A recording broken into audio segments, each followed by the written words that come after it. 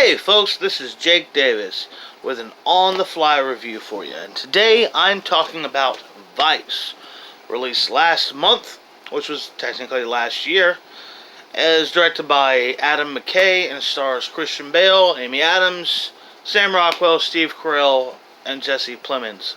This is my first review of 2019, and I should have watched Escape Room. Yeah. The whole setup for this movie, or story, or whatever you want to call it, is really the rise of the neocons in the United States through shrouded as some sort of biopic of Dick Cheney. The movie begins in 1963, where we meet him. Where he married his wife, I guess, when they got married. That's when the story picks up. And he keeps cutting back and forth between this is the run of his career until we eventually get to the important time, which he came to see. It's his time as vice president. And I'm just kind of just sitting on top of my emotions right now with this because to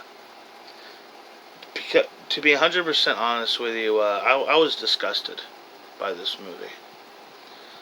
I have no love for Dick Cheney or George W. Bush or the administration or that era or that war or the war now, but this movie was insulting to my intelligence. It made the broad insinuation that no one in the government or the media or the country really knew what was going on until it was too late. I was fucking 16 years old. I was 16. I was an idiot. And I was smarter than that.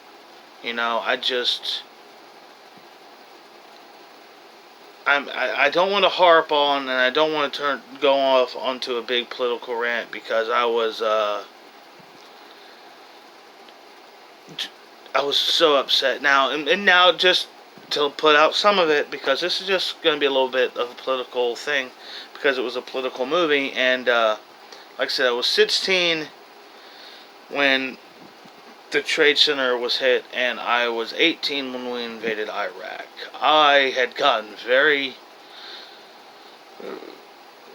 familiar with the idea in that period that I was going to go to war. I was going to have to go to war, and I was possibly going to die for my country in a war that I really didn't agree with or understood.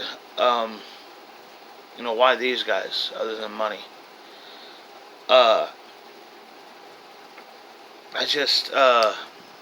Unfortunately, I didn't have to go to war, and I wasn't drafted, and the draft didn't come up. Unfortunately, none of this stuff happened, but still, what did happen was horrible. It was years of war on on numerous countries, and look,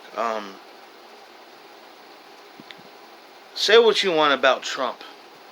The best thing about him being elected president was it was the end of the neocon. And those people were not just harmful for this country, they were harmful for humanity, in my opinion. Dick Cheney, Donald Rumsfeld, John Ashcroft, Karl Rove, and George W. Bush should be in jail, in my opinion. But that will never happen. It just won't. And what? The war just was spread through the Democratic neocons, and it was 8 more years of things not getting better, but people just talking about it less. To me, I don't care about a wall. I have feelings towards immigration, but to me, as an American, I think we should get out of war. And the war is over. We have to come home. And I have friends, people I grew up with who went to war, and thank God, just thank God, no one I was ever close with ever wasn't lost over there. A lot of them did lose family, and